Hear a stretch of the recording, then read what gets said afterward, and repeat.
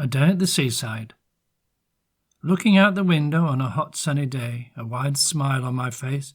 We're going out today to a place where my childhood memories were made. Been a few weeks attempting to muster the courage to get myself out and join the scourge. I'm usually at home and rarely go out, but lately four walls are beginning to shout. Overwhelming seclusion, panics, anxiety. I need to get myself back into society. I decided last night to take a day trip after seeing an ad in a video clip. Kind of ironic that I'd seen this ad, as 10 minutes earlier I thought I was mad. A voice from the wall said, "You must take a break." A subliminal thought of a sea or a lake. I'm off to the beach, you see, and I'm taking my bucket and spade with me. I've a small bag with lunch just right for a munch. Think I'll have it around 2, just in time for late brunch. I dressed accordingly, brown sandals, white socks, and an old pair of flip-flops to walk by the rocks. So I'm off, and I'm out of this goddamn flat, with my cargo shorts on and a Panama hat. I've never been one to follow the fashion. Dreams of the seaside is my favourite passion. I love the feel of the sand in my toes, but not too keen of other places it goes. Those scratchy pieces of aragonite will be working their way down my pants tonight. But anyway, not going to let that spoil my fun. I'm out for the day, going to bask in the sun. Laying out my towel on the hot silky sand, a stranger walked up with a note in his hand. I straightened my towel, placed my bucket and spade, and asked the stranger, "Was my post delayed?" The stranger said, "No, what you're seeing's not real. The note you're holding is augmented, just feel." I looked with confusion at the note that was blank. My surroundings strange, like in a fish tank. Daylight turned darkness, the stranger disappeared. I removed the headset with frustration and fear, back to reality, back in the flat. Maybe one day I'll make my way back. A mind's contemplation. Gazing upon a star-filled sky, I ponder its meaning and question why this life we live, why were we born, a mystery to many, a tale forlorn. A ticking clock, a time man-made, from day to night our lives outplayed, the perpetual rhythm we casually endure, never asking if there is more. In God we trust, a popular saying, a religious belief of a deity portraying monetary values first. This evil world is at its worst. Your conscience is clear, you are the creator, never say, "I'll do that later." Your time is precious, do it now, no more what, when, where and how. This game of life, this fun house cycle inside yourself is more insightful. At the end of your purpose and you're at your rest, you can always say you did your best. At the end of love and life. Each day I miss your warm embrace, the feel of your hands upon my face. Your delicate lips, they connect with mine, such a sensual feeling. It seemed to stop time. I hide my heartache behind a wrinkled old face, the occasional tear as I sit in this place. The nurses, they're nasty, don't help with my ails. My body aches, so fragile and frail. I stare through the window, now bound to 2 wheels. No one around me knows how I feel. If only they could see how we danced and we laughed, portrayed by my bedside in an old photograph. Memories I keep so close to my heart. It pains me inside now that we are apart. Years of companionship, love and trust, a relationship gone, now turned to rust. The world around me now an empty shell, as I age ungracefully in a heartbreak hell, awaiting the day I can meet you again and replay our memories exactly the same. Bonfire night. "Penny for the guy," we all would cry as we walked through the streets to earn money we'd try, pushing a pram with a dummy named Forks, made from old clothes, a face outlined with chalk. We spent the whole day lumbering timber, watching it burn, turning to cinder, dragging old doors on our backs to the fire, then place on the guy like a mock funeral pyre. As a child excited when day turned to night, watching the fireworks ignite and take flight. A rocket lifts off, it fires so high, a pop explosion illuminates the sky. A whiz and a bang, Catherine wheels start to spin. The children's gloved hands hold their dear next of kin.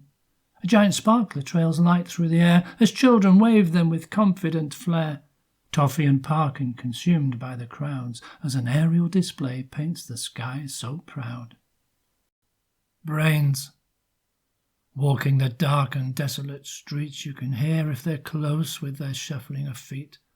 Moaning and groaning, dim-witted and slow, I'll destroy their brains with my axe or my bow. Gruesome non-humans in search of fresh blood walk the avenues of my neighbourhood, unsure of how far this disease has spread as I deploy my axe to one straight in his head. A rotting corpse falls to the floor. Just one of many. I know there are more. I carry on searching and hope to see if there are other normals and it's not just me. A government experiment gone horribly wrong, an apocalyptic ending, the world's last swan song. With midnight approaching, I walk the route back to an empty home, supplies in a sack. This town now searched, I have to move on. Friends and family are dead and gone. I sit by the fire, contemplate my next plan. Tomorrow I'll leave in the minivan. As I fall asleep, living nightmare to dream, a horde of 1,000 exposed can be seen. At the top of the street, the growlers arrive for the last living human. No more have survived. Breakfast of champions. Daylight floods through the window pane. Hot flushes pulse through every vein. The toxins flood from out my skin, my mind unaware of the state I'm in. I sluggishly slide from my sweat-soaked chair, head to the fridge. There's one in there. My lips are dry, my head is heavy. I popped the top on another bevy. I'm anxious in frenzy till I take a sip from that cold brown bottle upon my lip. Each morning I tend to do the same. An evil addiction, myself to blame. I close my curtains, fade back to black, pick up the remains of a bottle of Jack. A change of personality as I glug, my nose so rosy on an ugly mug. Each day I think, I'll rid this drink, a demon inside, my life on the brink. But until then, let's bring the cheer and wash down another breakfast beer. Emotional disconnection. As I walk through the centre of my hometown, people's faces expressionless, no smile, no frown. Totally oblivious in my path I walk round. Their minds engaged solely inside a virtual shroud, a hand-sized piece of metal they hold so dear. If you're not on Facebook, do not come near. Thousands of friends inside this matrix cloud, their voices so silent, but on their social so loud. Emojo this, like, follow that. More annoying videos of people's domestic cat. But this is how our world is seen right now, through a touchpad screen, faces looking down on it, avoiding to be seen. Sometimes it's like I'm on the outside looking in, many times tempted to throw my phone straight in the bin. Anger towards this present time, all in line like a bowling pin. Impossible to rid my own life of this technological sin. Fairly fun. Hustle and bustle at the entry gates, my first adventure at the age of 8. I was met by a mechanical laughing clown. Its recorded laugh seemed demonic and loud, entombed in a glass box with a harlequin gown. I walked with my mother through the park to the rides, holding my hand tight and close to her side. I pointed toward the mirrored hall. My mother said, "No chance, you're not that tall." Passing the arcades and the haunted swing, a voice from the funhouse started to sing, enticing any passers-by to come on in, give the funhouse a try. I thought to myself, I'll give that a miss. A friend of mine ended up covered in... We arrived at my favourite spot, the smell of doughnuts all sugary and hot, aromas of butter lashed over popcorn, to the left a stall selling cockles and prawns. I checked my height to the weirdest of rides, more scary than the ghost train right at its side. I liked it the best, a magical place, but a lot of children had tears on their face. Mad Hatters, tea parties, playing card bridges, a rabbit, a queen, an old Cheshire cat.